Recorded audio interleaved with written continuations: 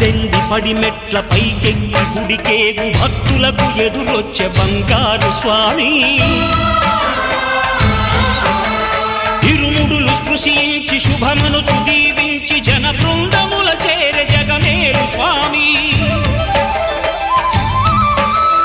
తన భక్తులొనరిల్చు తప్పులకు తడబడి ఒక పక్క ఒరిగెన ఓంకారమూర్తి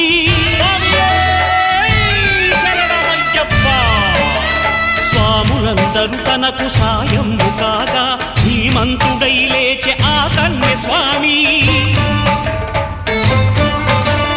పట్టబంధము వీడి భక్తతతికై పరుగు పరుగున వచ్చే భూమిపైకి నరుడై